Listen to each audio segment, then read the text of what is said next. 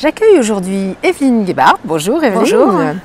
Dont vous vous souviendrez peut-être pour ceux qui me suivent depuis longtemps, puisque Evelyne nous a fait le plaisir de venir plusieurs fois du côté de Lyon. Je me souviens même à Oulin, tu étais venue nous voir. Evelyne, je suis ravie de t'accueillir parce que d'abord tu es quelqu'un de très connu au Parlement européen.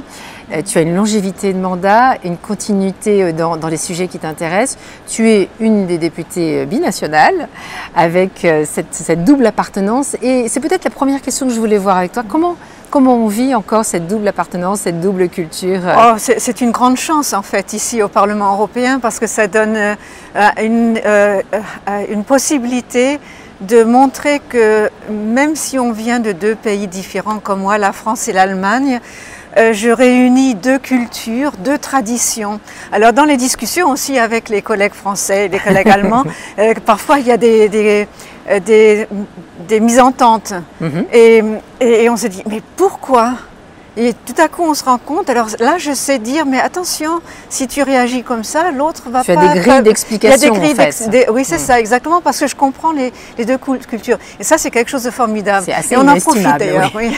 On en profite pour la France et l'Allemagne d'ailleurs. Tu as raison. La semaine dernière, j'ai fait une vidéo, j'étais seule devant la caméra à ce moment-là, c'est justement sur cette question du couple franco-allemand. Alors je crois que vous dites tandem en Allemagne. On peut dire couple aussi. Duo, enfin bref. Oui. Et peut-être qu'on pourrait élaborer autour de ça, que toi tu me dises ton sentiment sur ce qui fonctionne, sur ce qui ne fonctionne pas, comment on peut améliorer les choses, quelles sont un peu les perspectives, puisque on a vu justement qu'une des premières actions du président Macron, c'était d'aller voir Angela Merkel, de discuter avec elle, de relancer ce couple. Vu de ta fenêtre, alors qu'est-ce qui va pas, qu'est-ce qu'on peut améliorer? Disons, nous devons relancer ce couple, c'est bien clair. Mais je ne crois pas que ce soit avec Madame Merkel qu'il faut le faire. On va y venir. Mais on en viendra. Je pense que il est très bon que les politiciens français et allemands se mettent d'accord sur un projet d'avenir, sur une vision commune de ce que nous voulons faire dans cette Europe. Parce que c'est quelque chose de formidable que nous avons. Ça, nous l'oublions parfois quand nous en discutons parce que nous avons tant de problèmes que nous devons résoudre, bien sûr.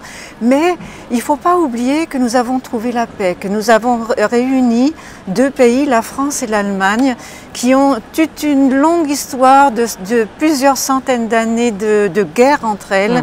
Et nous sommes arrivés à faire la paix. Et d'avoir réussi à faire cela encourage aussi les autres pays tout autour de le faire.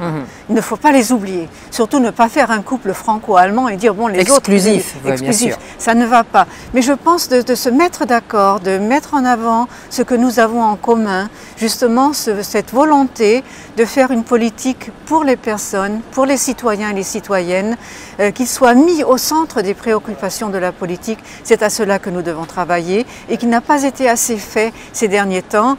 Et je dois dire que Mme Merkel n'est pas vraiment celle avec laquelle on peut le faire. Bien sûr. Parce qu'on a bien senti effectivement, et j'en disais un mot la semaine dernière, qu'il y a une forme d'intérêt, quelquefois de fascination sur un certain nombre de politiques menées en Allemagne depuis maintenant de nombreuses années. Hélas, j'ajouterais, avec cette espèce de fascination sur un taux de chômage très bas, avec effectivement des gens qui ont un boulot et Et en fait, quand on regarde en réalité, il y a aussi des défaillances, il y a des contrats de travail très précaires, il y a une forme de précarisation, notamment des femmes aussi, je le dis. Et donc peut-être on pourrait parler de cela aussi et se dire que il y a peut-être aussi des alternatives à venir en Allemagne en termes politiques. Absolument, et un grand enjeu avec l'élection qui arrive en septembre. Oui, c'est un enjeu immense parce que justement tu en parles, l'économie allemande marche bien, c'est vrai, mais... C'est juste. Mais ce sont les travailleurs qui en payent le coût, avec une main-d'œuvre qui n'est pas aussi bien payée, avec la précarité, beaucoup d'emplois très précaires. Nous avons des emplois de femmes qui sont très mal payés. Nous avons ce que nous appelons en Allemagne Altersarmut. Et donc, ce sont des choses qui doivent être changées et qui ne peuvent pas rester telles qu'elles sont aujourd'hui. Donc, nous devons avoir des travailleurs mieux payés, des meilleures retraites pour les gens, Et à cela, il faut y travailler parce que c'est justement ce manque de social en Allemagne qui doit être changé profondément.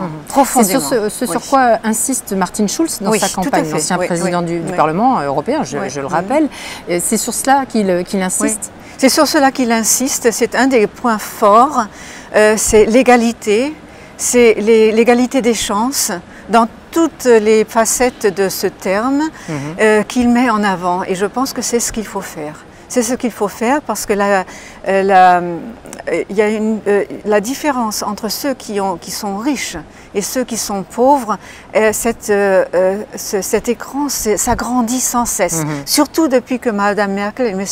Schäuble se retrouvent à la tête d'un gouvernement et qui ne se préoccupent absolument pas de ce que les citoyens les plus pauvres, quelles sont leurs nécessités, ce qu'il faut faire. Et c'est à cela qu'il faut travailler. Et là, nous avons beaucoup à faire. Et c'est ce que Martin Schulz dit.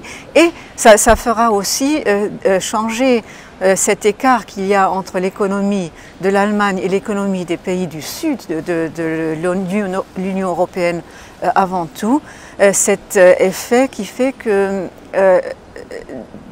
l'économie allemande, elle est bien, elle se sent bien, mais ce sont les travailleurs allemands qui en payent le coût et l'économie des pays du Sud. Et ça, ce n'est pas bon. C'est contraire à l'idée de solidarité à l'intérieur de l'Union européenne. Ce que tu dis d'une certaine manière, c'est que ce modèle, il faut regarder un peu dans le détail. Il est important et il est un moteur, et en tout cas il soutient ce moteur, mais il a besoin d'être étayé et rééquilibré d'une certaine manière. Exactement. Merci beaucoup, Evelyne. En tout cas, je te souhaite à toi personnellement beaucoup de succès et je souhaite aussi beaucoup de succès à Martin Schulz dans cette campagne encore pour quelques mois. Et moi, je dis aussi quand même une chose, merci aux Français, même si je suis vraiment désolée que les socialistes n'aient pas gagné, mais merci aux Français de ne pas avoir voté Le Pen. C'est surtout ça. Je crois que c'était important. Je voudrais dire que ça, pour nous en Allemagne, ça a été énormément important. On a senti votre soulagement dans vos propos et nos contacts de parlementaires. Merci beaucoup, Evelyne, une nouvelle fois, et puis à très bientôt.